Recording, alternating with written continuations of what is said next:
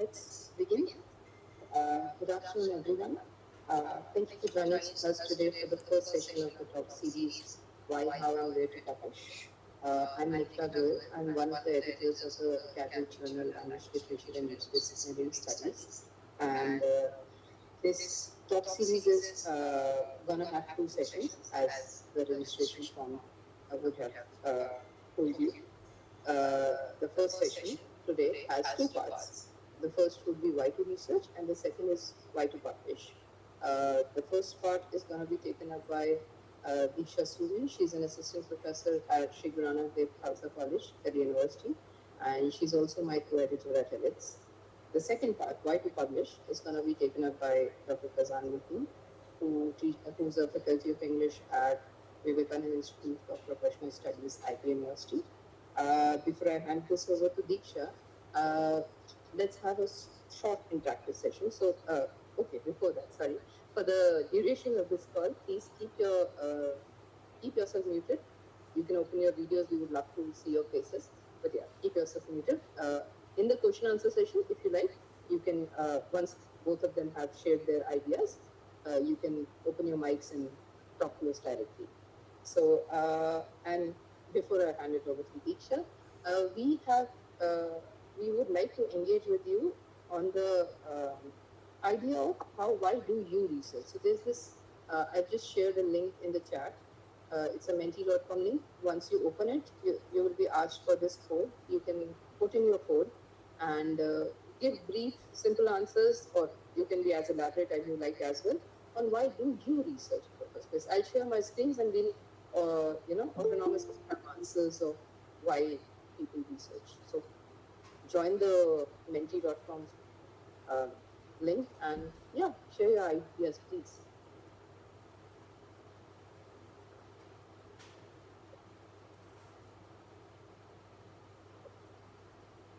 You can also uh,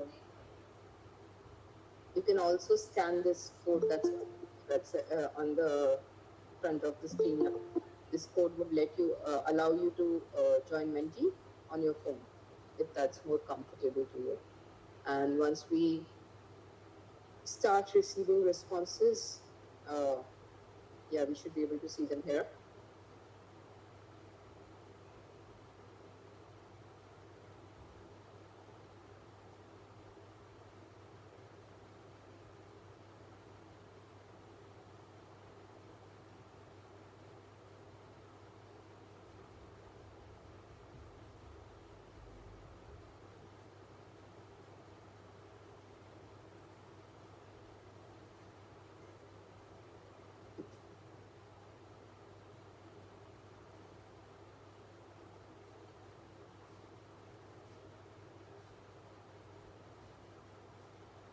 Okay, to learn more about interest areas, yeah.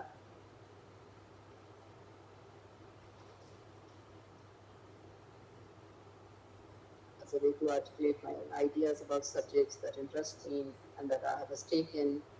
I like finding new information. I want to know as much as I can about all the things that I'm passionate about, which brings me to literature and research.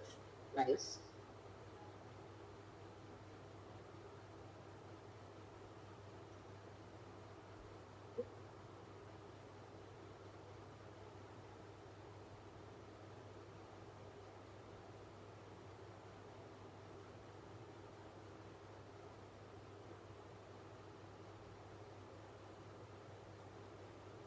Researching gives me a sense of purpose. Interesting, yes. To get solutions to problems and want to increase my knowledge. It's great.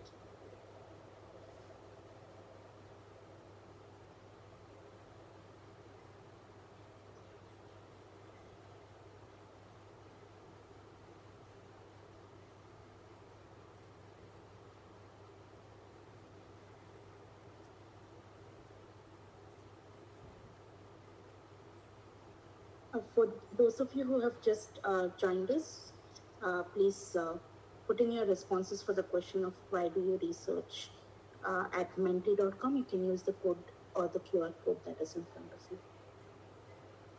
And you can see the link in the chat box, link and the code. So yeah.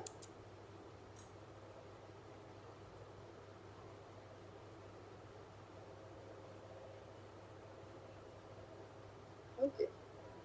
I have to research as a student of art history. I have to research in my respective field. As the entities existing in history are silent witnesses waiting to be read critically, analytically, and with objectives. Oh, a very poetic answer, and I really like that. I want to contribute. I want to contribute to my discipline to start conversations, add to conversations, spreading knowledge, which I have gained so that people can learn from me like how I learned from you. Oh, that's nice. I am going to take off this quote so that we can read these answers. To build knowledge, understand the world, solve problems, and drive societal and technological progress. Okay, this is to think something new about that most people can't think. Okay, to satisfy my deep sense of curiosity, to find out something lesser known, ignored, and fascinating. Oh, nice. Okay, please do keep answering. You can get into Menti anytime. I'll stop sharing and now I'll pass this on to Diksha. So, please. Good afternoon, everyone. Just give me 1 second to share my screen. Just 1 second. Okay. Is my screen visible to everyone? Yes. All right. Okay. So, first of all, thank you, Nikita, for introducing me. And secondly, thank you to all the participants who are present over here who have responded so interestingly and brilliantly to the question, why research? So, and I think all your answers actually kind of resonate your own understanding of research. So, taking that into consideration, taking that into account, I'll begin my talk, and I hope in some way or the other you are able to relate to it also. And the section that I'm going to cover is why research, and then after me, Faizan is going to speak on why publish. So I'll begin my talk. Yeah, so.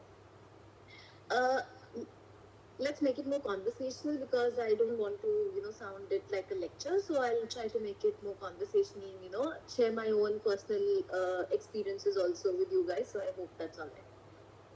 So I believe They keep posting questions as you get them. We'll answer them in a one go at the end. But yeah, please do keep posting questions whenever you feel like it.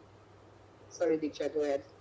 Yeah, just give me 1 second. Yeah, so engagement with research, I believe, is quite dynamic as a process, as it is an aptitude which develops through multiple hit and try attempts. In the sense, we try one area of study which is convincing to us, but there are some pitfalls that we see over there, and then we switch, make attempts here and there to actually arrive at that subject area which actually, appeals to us. And but there's one thing that we all have to agree that for most of us, it begins with a question or a problem that is almost an itch to be resolved through reflection, inquiry, investigation, interrogation, and exploration.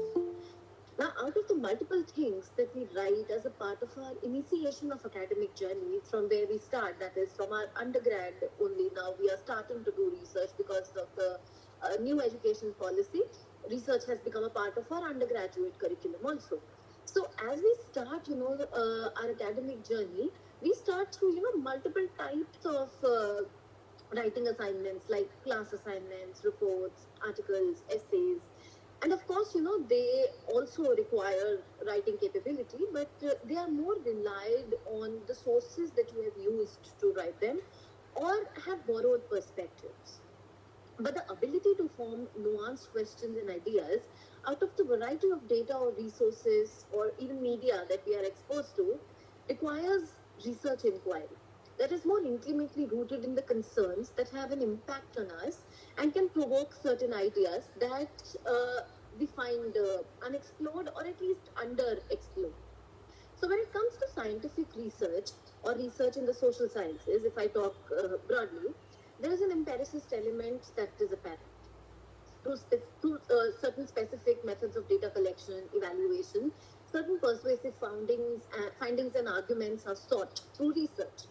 But when it comes to humanities research, it offers important ways of understanding and interpretation to create new knowledge and especially to theorize. So it is as dynamic as any other field of research, as the discussion over the texts that you read, their meaning and their value keeps changing over time, and the questions which are pressing upon our research also keep recurring. The questions can range from, what is worth studying, where should our energy to research be diverted, and what is valuable with respect to the multiple dimensions of research that includes our maybe job, our academic credibility, as well as our own satisfaction. These are very important. So these are the questions, which actually became important, at least in our heads. And it led us all, Nikita is present over here, Sharanya is here, Feza, Shreya, and all the others who are part of this academic community.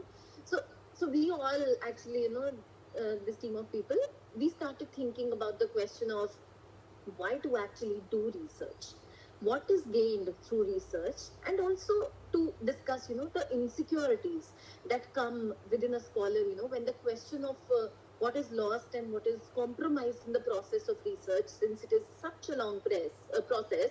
So that also looms large on the journey of a scholar. So why research can have multiple tangents and reasons for it, and we are going to progress, from more objective reasons to subjective reasons as this talk actually progresses. So that is what we are going to move from. So since scholars, at multiple levels in academia can have different reasons for doing research also, we'll come to that later, but yeah. So since scholars at different level in academia can have different reasons for doing research, it is important to undertake multiple aspects to make this talk more relevant. And we'll come to, those multiple aspects later on. But since over here also there are scholars present from different levels, like there are, I think, undergraduate students, there are postgraduate students, there are PhD scholars, or even the faculty members, some may be over here. So let's first of all do another Menti question exercise to actually arrive at what different level of scholars actually engage with this particular question. That is, what you find most challenging aspect of research. So I think Nikita can do that. Nikita can share that. There's already a menti.com link in the chat box, and you can use the same code if if you have logged out. Else, if you're logged in, you can keep yourself logged in into that for the remainder of this conversation. So we were on this, and we received a lot of interesting answers on why do you research. The next is, I'll change the slide, and now you would be able to access what do you find to be the most challenging aspect of research, and you can start answering on this one now.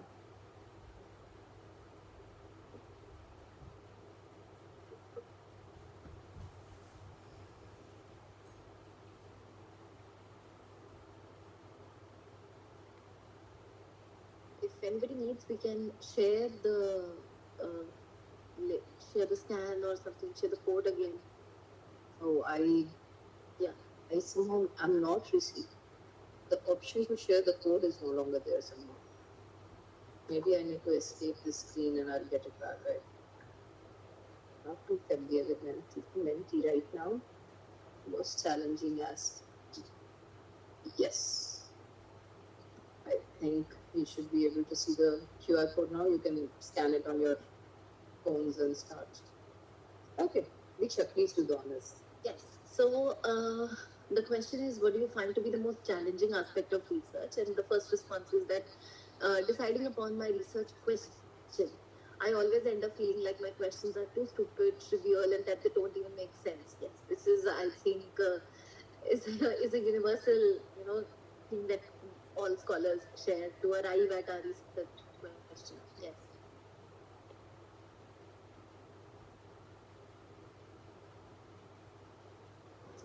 At the sidebar, you can actually see that there are 10 people typing. One of them has posted. So we can wait for the other answers.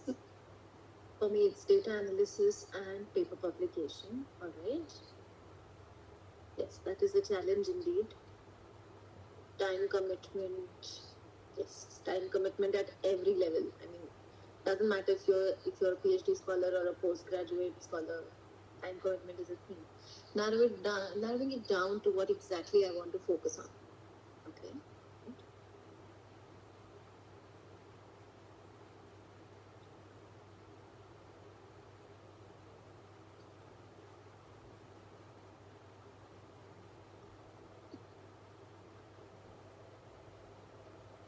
Yes, even I struggle with getting my papers published. Where do I publish them? How do I make sure that the journal is legit? All right. And I think this question will get answered through this, of course, session also and the next session also. So, yeah, this question will actually, resolve if you attend both the sessions. So, to find sources, references to support the findings done on ground level, especially when researching on a theme which is less touched or discussed or has several layers of information to uncover.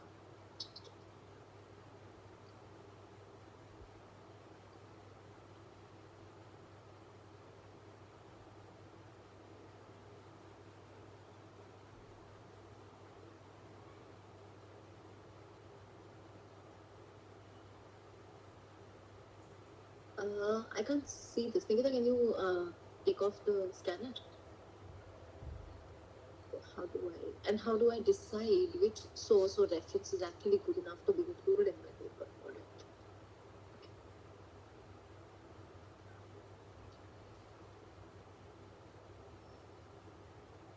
A secondary researcher, how do you actually find the right resources for a research question is, yeah, it's a very interesting question. We all struggle with finding the right resources or what exactly would help us segue into the kind of research we want to do. So yeah, that's very interesting. Are any other people responding or should I proceed? I think whoever's responding, please do keep writing. You can come back to the slide whenever and you can start. Yeah. So I'll stop sharing this for now. Okay. I'll share my own screen now. Just wait for a second.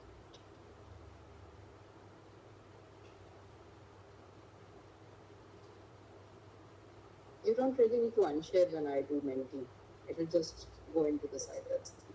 Okay. All right. Is my screen visible now? All right. So yes. So we were talking about what kind of reasons different levels of scholars or scholars at different stages of their research what kind of reasons that they have, and of course this kind of a response from you guys has given me some insight into that yes, there are certain concerns which we all share no matter what stage are we coming from, but still I'm going to give some time to it to actually discuss what are the reasons which are there at different levels of or different stages of scholarship. So for undergraduate students, research may be a means to work on their core skills, that is reading and writing, add value to their journey in an academic institution through grades, or to even start an academic trajectory that is inclined towards inquiring a question that has come to have a bearing upon their minds, something that they find interesting, something that they find even disturbing at times, which they want to understand. So it is about exploring as much as possible, as many resources as possible, things to read, things to watch. So it is about exploring as much as possible through multiple readings, histories, and of course, think over learning that is gathered from social relationships, because that is when you are developing social relationships with people, listening to their views, listening to your teachers, listening to your peers, and then forming an understanding. So the learning that is gathered from social relationships also becomes a part of your research per se. But for a postgraduate students, it is a step forward, of course, because it might be to fulfill the institutional criteria, which is, of course, important, but also to discover and develop their stance by locating, identifying, and organizing information that proceeds to form a more structured assessment of interest. I'm adding the word structured over here because, of course, this is a level up from undergraduate.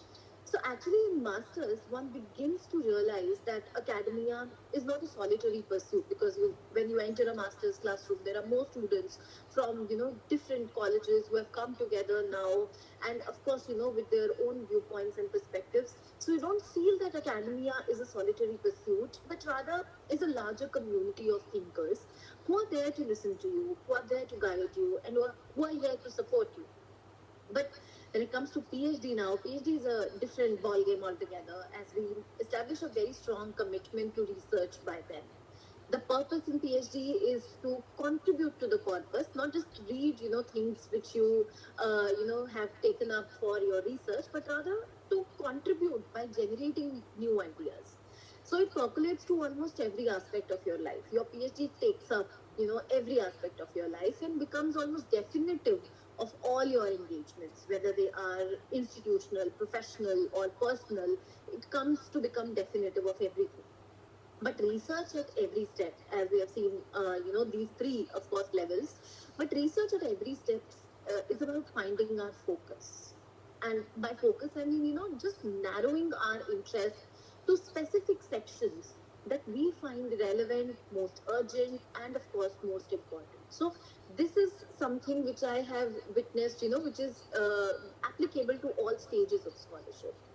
So now, if we have to put this discussion, it's a broad discussion, and if we have to put this discussion into certain brackets of understanding, then there is a framework which can be useful to us by understanding research for pragmatic reasons, for intellectual reasons, and for existential reasons.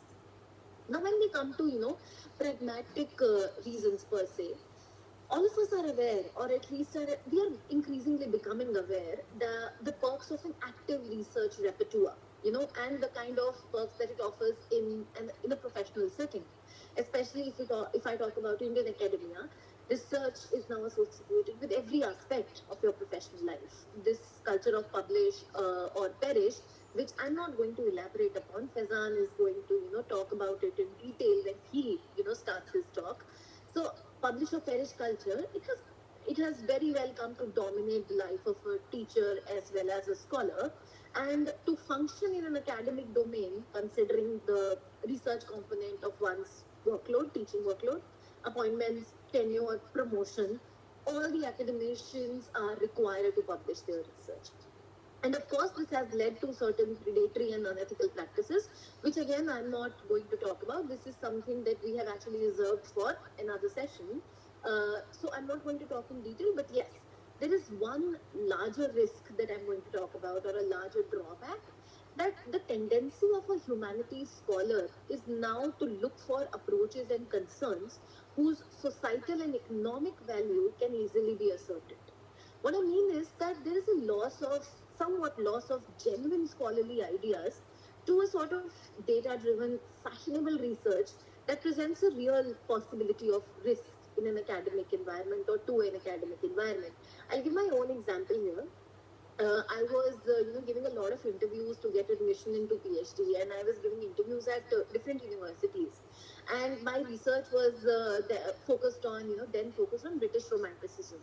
And I was taking my proposal for an interview and all. And at most of the places, the feedback that I got was that, don't pursue your research in Romanticism, because this is not something which is in fashion, this is not something which is in vogue, or not many faculty members would be willing to take up, a topic like that. So you must change your topic to something which is more, which is more fashionable, or, which has more credibility in like today's scenario. So this, I think, actually made me aware that there's a growing insecurity in me also as a scholar, as well as, other scholars also. That is quite evident, as we have begun to focus more on the demonstrable and the testable value of research over genuine relevance and strength of an idea, which I think is very important. I think research sometimes requires that slow progress of the idea.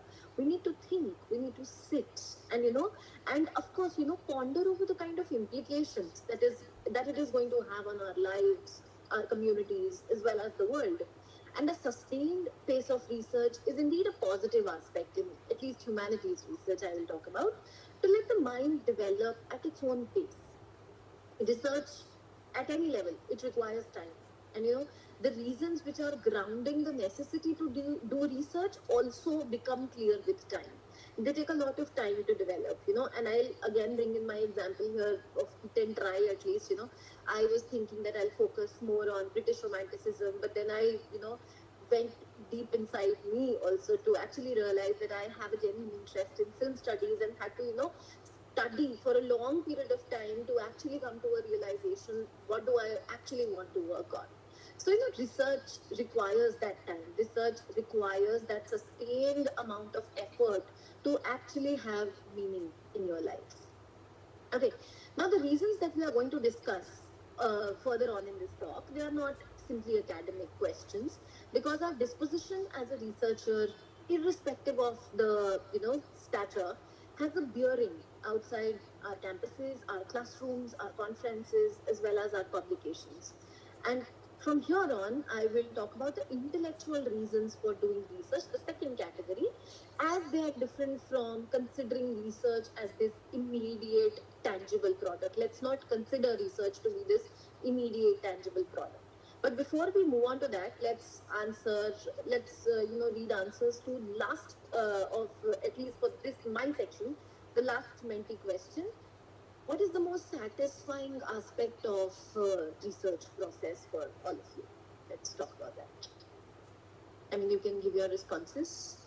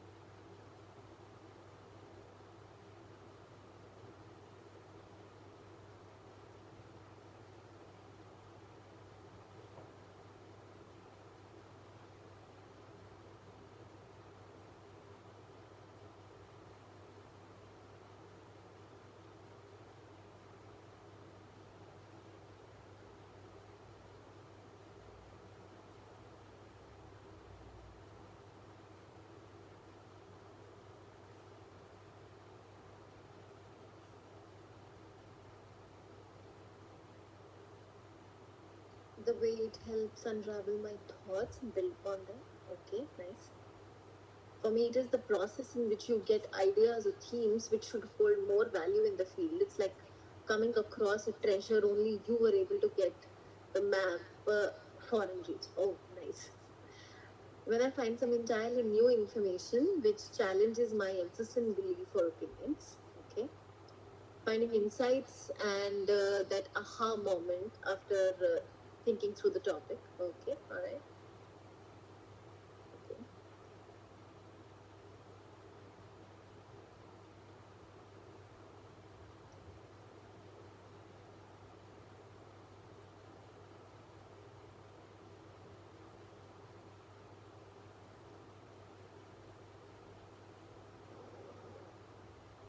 We have another one, finding a new perspective to explore an existing idea. We have a lot of ones saying that they have found those moments of thought that they really like. So yeah, I think that's something that a lot of us scholars share, and yeah, I think that's what makes academia important to us. Please go ahead, Diksha. It's another one. Yeah, yeah. Solidification of a lesser known concept done by me. Okay. Solidifying a lesser known concept. Nice.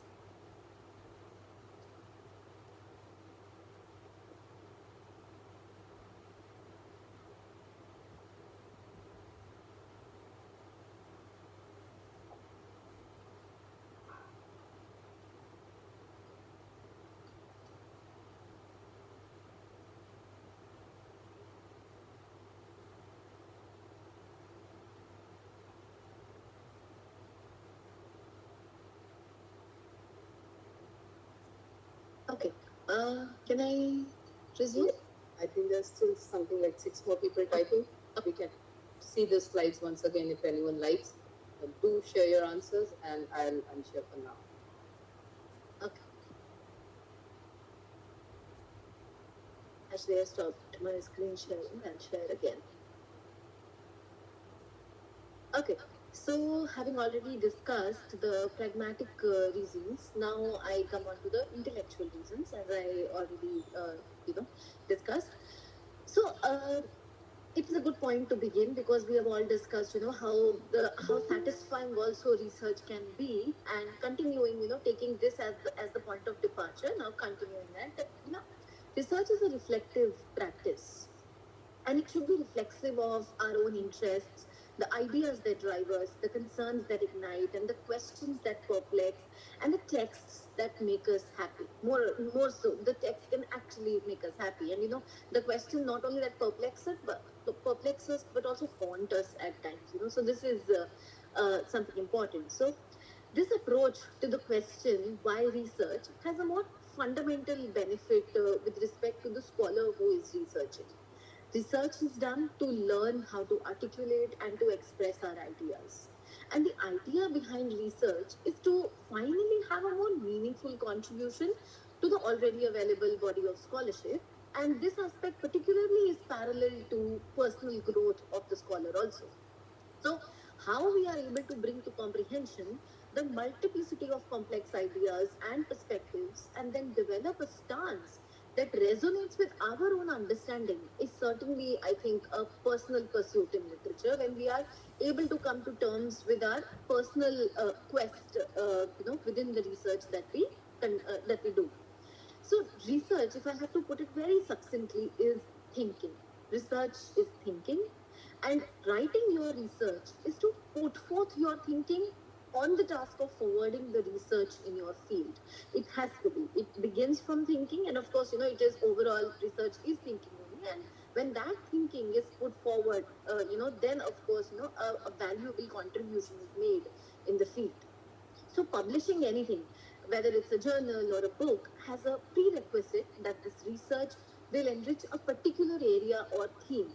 That is why, unlike the pragmatic reasons, where research is probably an end in itself, intellectual reasons foster an instinct to grow and contribute to the advancement of knowledge. Be a part of an active academic community where scholars are extending the frontiers of knowledge through discussion, through dialogue, they review each other's works, and that's when it becomes, an active, thriving research community.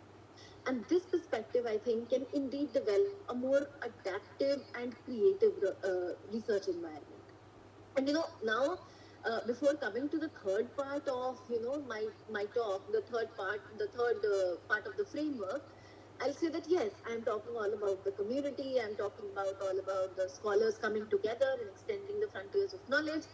But still, this is something that all of us are going to agree over here, that research can be very alienating also at times.